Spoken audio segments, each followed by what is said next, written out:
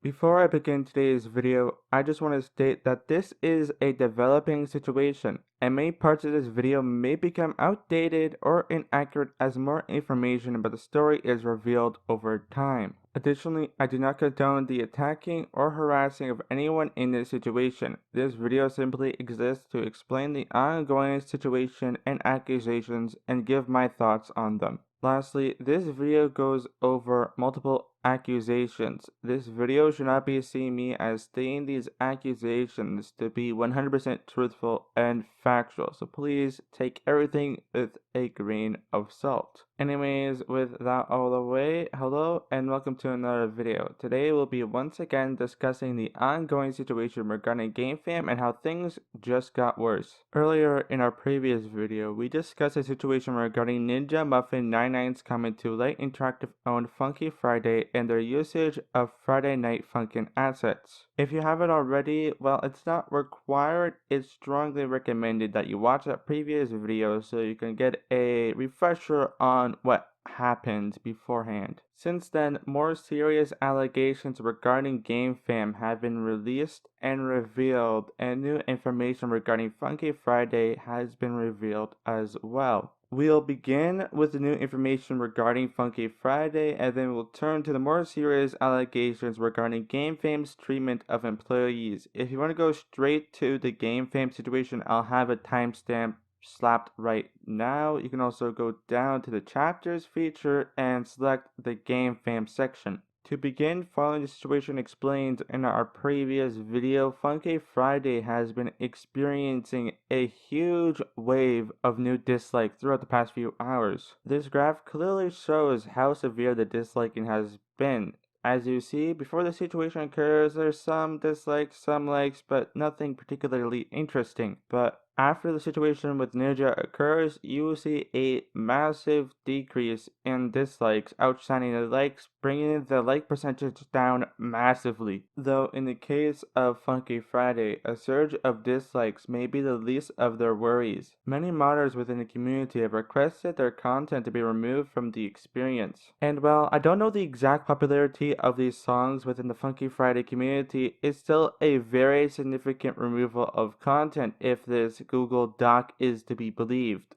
Finally, later on, a statement by Light Interactive has been given, specifically Java coded, stating, "Hello. This message will primarily be addressed towards the mod authors in our community. To everyone who has messaged me the request, you have all been very respectful and kind, and we want to speak with you as soon as we can to understand how we can do our best to serve our community, and I apologize I cannot get back to everyone sooner. There is a lot still developing, and I will get back to everyone as soon as humanly possible, and I apologize for any delays. For the rest of the community, we'll be making another announcement regarding the state of the game moving forward. Thank you for your patience." It's unknown if this means that they're planning on going forward with the request to remove such mod content, but I guess we'll have to wait and see for that. Hello everyone, it's me from the semi-feature December 15th when I'm recording this script. No information regarding the Funky Friday situation has appeared this time in regard to mod content. In another statement by Java, he stated that he has worked with a lot of mod authors earlier today with their requests. This likely means that they're in the works or in the process of removing mod content like the ones listed in that Google Doc. We don't know which mods are specifically being removed right now, but if the Google Doc is to believe still, if everyone there is still planning on deleting the mods from the game, it's going to be quite a bit, which can significantly impact the like percentage of the game even more. Anyways, back to your regular programming. One last thing to add on to this entire situation is that I believe that overall that Light Interactive likely has little to do with what's currently going on. Most of this is likely being pushed on by Gamefam and its management. Light Interactive is additionally the only one to have given an official statement in regard to the situation via Javid Coded. So far, as stated in the previous video, still holds true, no statement by Gamefam has been released.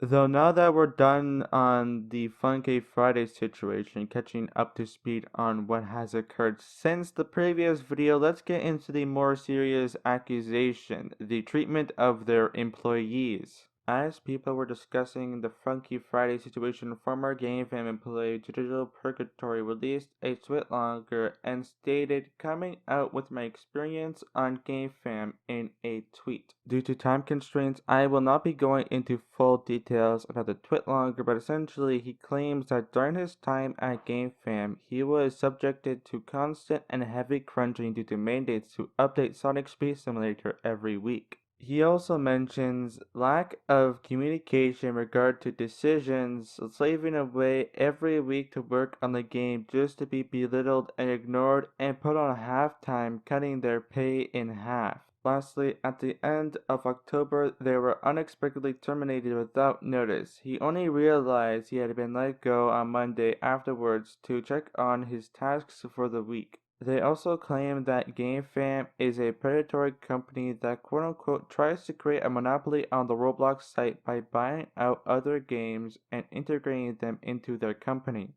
When this was revealed, social media went crazy. The hashtag Sonic Sweatshop Simulator was created and quickly took off. The keywords Gamefam and Funky Friday also saw surges in their usage on Twitter as shown by this graph. While this was occurring, multiple other employees came out of the woodworks and gave their own statements about their treatment at GameFam. I won't go over all of them, but I'll go over one that I think is particularly interesting.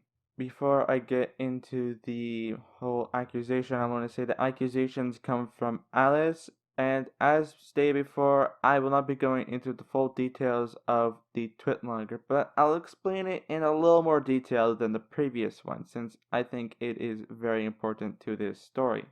But anyways, in August of 2021, this person was interviewed by the CEO of GameFam and left with a job, though they were encouraged to apply for an associate producer position despite asking for an open artist position. The CEO had apparently pointed out numerous times throughout the interview that how he believed that it was exciting that they were bringing on more women to their team.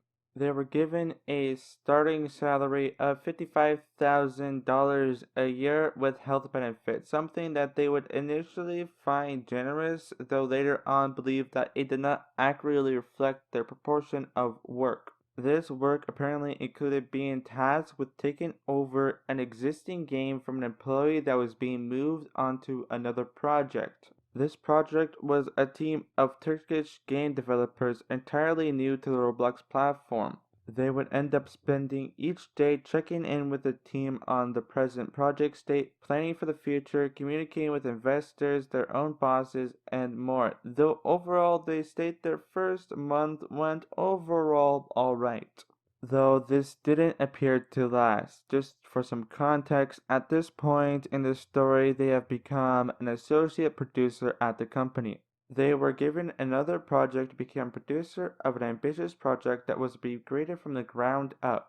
They were also given the task of teaching an entire team of artists and programmers who had never touched Roblox before on how to use relevant aspects of Roblox Studio. The problem, many of these developers were speaking English as second or third languages in countries around the world, meaning there was not only time barriers but also language barriers. This was also on top of their regular producer responsibilities.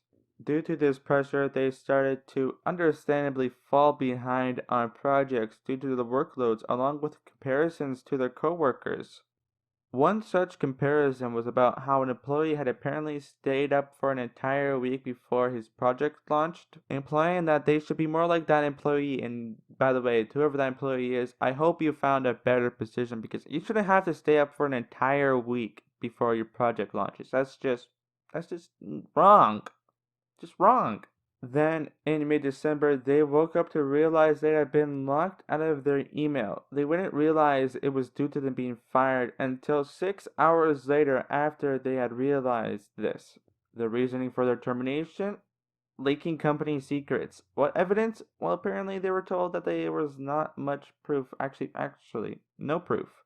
But they believed it was the only explanation for their lack of productivity. But as we have stated earlier, this is definitely not the case. When they informed the CEO that they did not have a second job like he had said, his response was apparently just a short, "Oh, okay."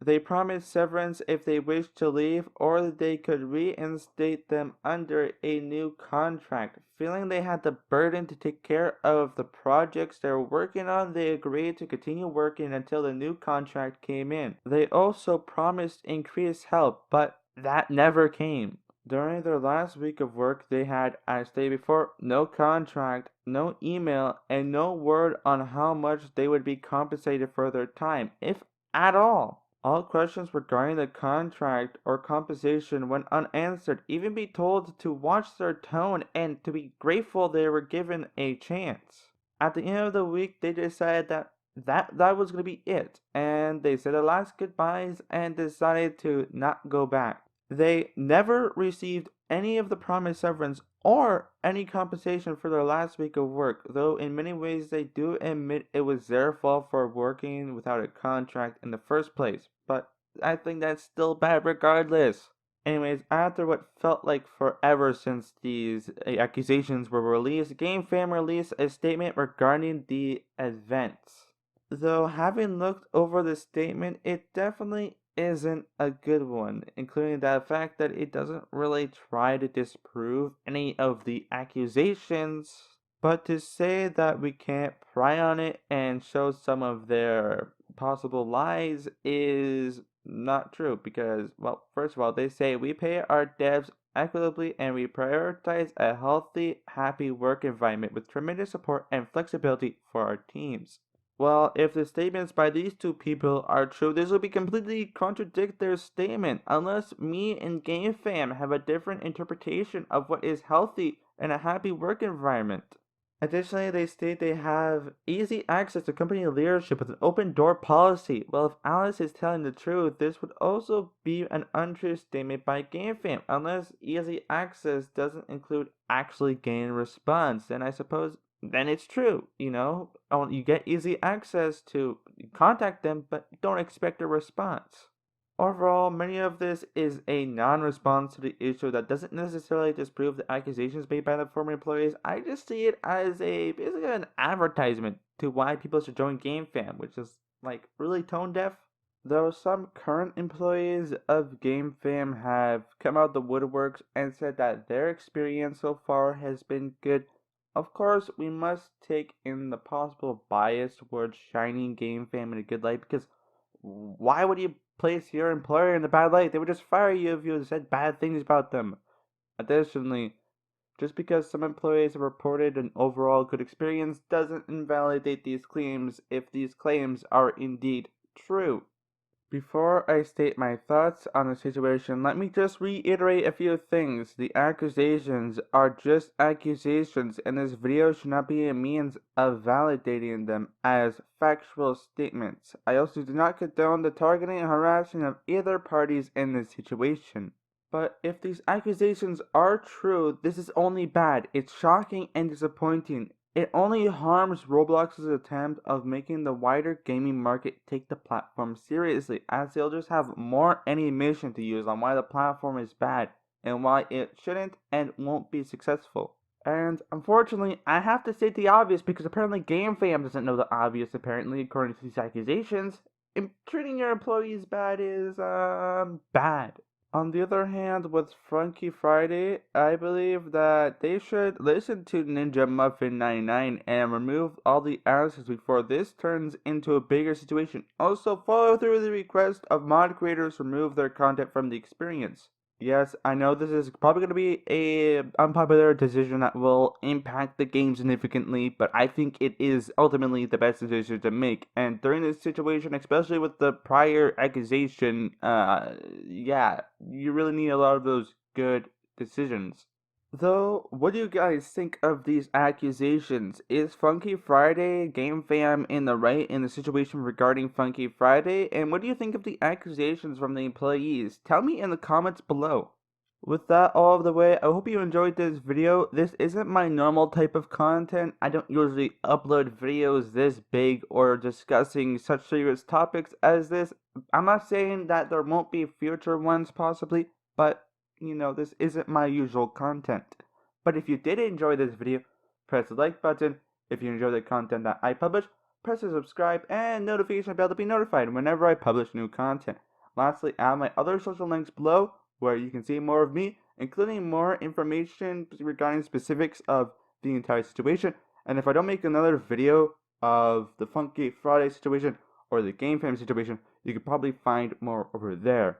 Anyways, I'll see you guys next time, hopefully with a shorter video. Again, I apologize for such a long video, but I didn't want to shorten the video and leave out certain parts or try to cut this into multi-part videos. I just want to release it in one video so you guys get all the information that I have gathered throughout the entire situation. Again, if more information does come, a new video may come, but if there's not enough information to suffice another video, I'll only post it about it on Twitter. But again, with that out of the way, I don't want to make this video longer than it already is. Goodbye.